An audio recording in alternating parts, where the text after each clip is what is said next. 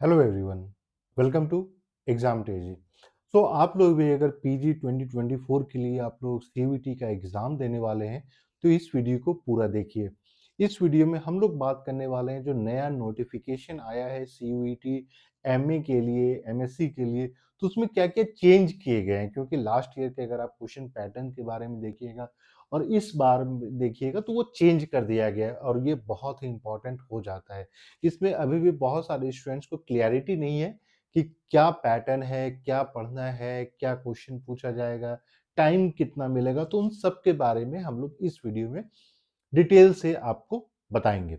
और अगर आप न्यू हैं चैनल पे तो प्लीज चैनल को सब्सक्राइब कर लें और नोटिफिकेशन बेल भी दबा लें सो दैट आपको जो है सारा इंपॉर्टेंट अपडेट्स मिलता रहे। सबसे पहले यहाँ पे जो हम लोग देखते हैं जो एग्जामिनेशन स्कीम है। सीयूईटी का जो एग्जाम हो रहा है ये एक तो जो कंप्यूटर बेस्ड टेस्ट होता है, यानी कि आपको एग्जामिनेशन सेंटर जाके वहां पे आपको एग्जाम देना पड़ेगा।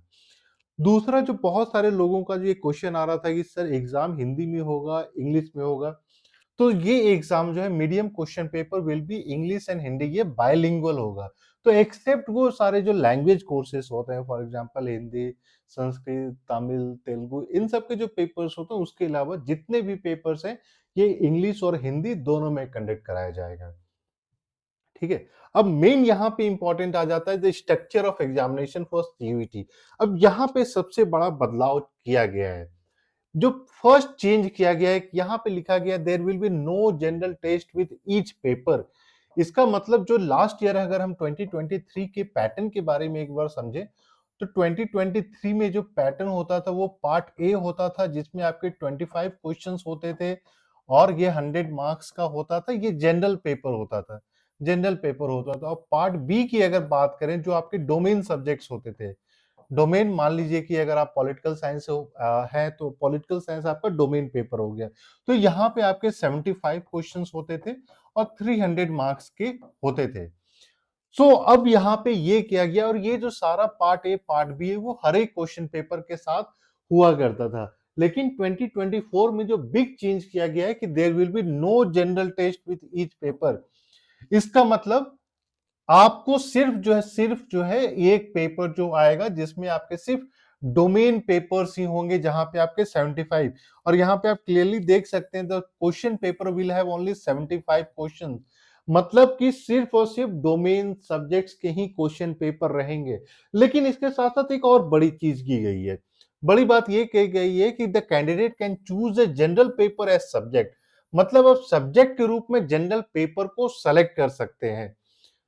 अब यहाँ पे जो सबसे बड़ी बात की गई है कि जनरल पेपर को आप सब्जेक्ट के साथ सेलेक्ट कर सकते हैं, लेकिन अगर आप किसी भी यूनिवर्सिटीज के वेबसाइट पे जाइएगा जो सीयूईटी में दिया गया है तो यहाँ पे वो नहीं क्लियर किया गया है कि आपको जो है जनरल पेपर का सिलेक्शन करना है या सिर्फ डोमेन सब्जेक्ट का सिलेक्शन करना है। क्योंकि वो आप किसी भी यूनिवर्सिटी के वेबसाइट पे आप चले जाइए, वहां पे सिर्फ जो है ये पेपर कोड दिया गया है, इस जनरल पेपर के बारे में नहीं बताया गया है। लेकिन अगर जनरल पेपर कोई यूनिवर्सिटी नहीं कंसीडर करेगा तो ये क्यों आएगा। दूसरा, अगर आप सीयूईटी के वेबसाइट जाते तो जनरल पेपर का कहीं पे भी मेंशन नहीं किया गया है एज ए सब्जेक्ट। आपको वहां पे जनरल जो है एमबीए दिखाई देता है, दूसरे जनरल पेपर है, लेकिन जनरल एक सेपरेट जनरल पेपर कहीं पे भी मेंशन नहीं किया गया है। तो वो एक बहुत बड़ी जो है बात हो जाती है। नेक्स्ट, अगर हम नेगेटिव मार्किंग की बात करें तो 4 मार्क्स तो है ही।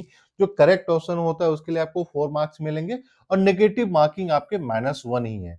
तो नेगेटिव मार्किंग उस क्वेश्चंस में नहीं अट्रैक्ट होंगे जिसमें आपने क्वेश्चन को छोड़ दिया है। लेकिन अगर आपने आंसर किया है और आपके आंसर वो गलत है तो उसी केस में आपको नेगेटिव मार्किंग जो है मिलता है। तो ये ओवरऑल जो अगर हम लोग बात करें जो टोटल स्ट्रक्चर की बात, तो अब सिर्फ आपका जो एक ही पार्ट होगा, यानी पार्ट आप एक ही पार्ट मान लीजिए जिसमें कि आपके 75 क्वेश्चंस होंगे।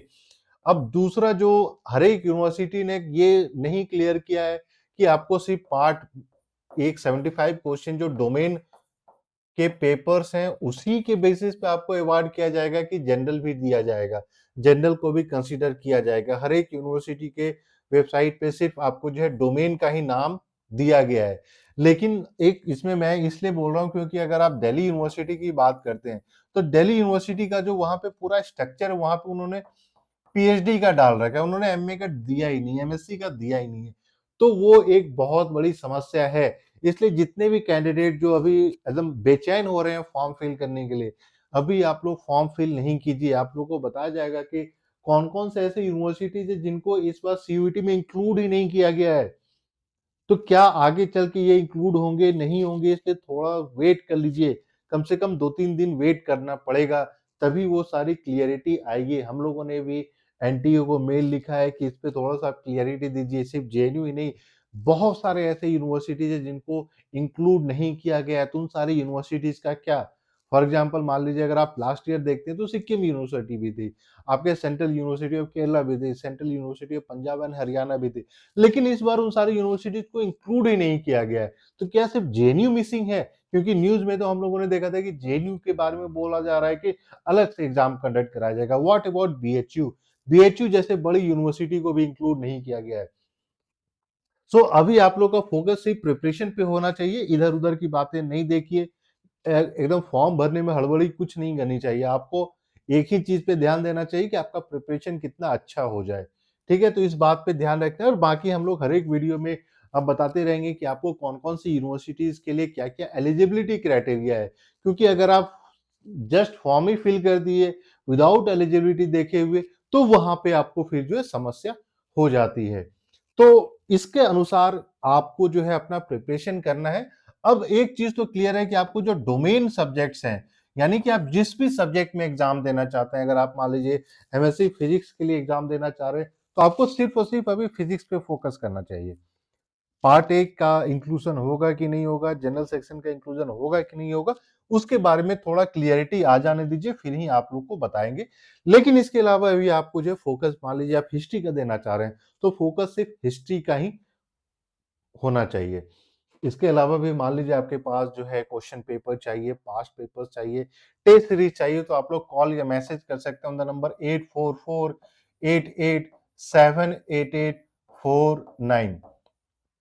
इसके साथ ही मैं बता दूं कि 2 और जो बड़े चेंज किए गए हैं, जो पहले हम लोगों ने देखा था कि आप मैक्सिमम जो है 3 सब्जेक्ट में अप्लाई कर सकते थे, लेकिन इस बार ये किया गया है कि आप मैक्सिमम जो है 4 पेपर्स में आप अप्लाई कर सकते हैं। जैसे आप यहाँ पे देखिएगा 4 क्वेश्चन पेपर कोड्स, यानी कि आप मैक्सिमम 4 सब्जेक्ट में अप्लाई कर सकते हैं।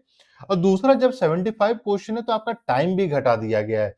105 तो अगर हम लास्ट ईयर की बात करें तो आपके 120 मिनट्स होते थे, यानी आपका टाइम भी घटा दिया गया है, यानी आपका 105 यानी 1 घंटा 45 मिनट ही है आपके पास 75 क्वेश्चन को सॉल्व करने के लिए। तो मान के चलिए कि वो 25 क्वेश्चन कम किए गए, तो यहाँ पे आपको समय भी घटा दिया गया है। तो अभी जो है आपके 75 क्वेश्चन को सॉल्व करने के लिए 105 मिनट्स जो है रफली आपको दिया जा रहा है।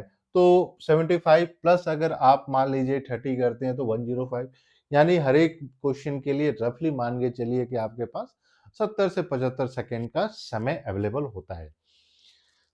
अगर आपके पास इससे अलावा कोई और भी क्वेश्चन है, क्वेरी है जो आप पूछना चाह रहे हैं, तो आप कॉल या मैसेज करके इस नंबर पे पूछ सकते हैं।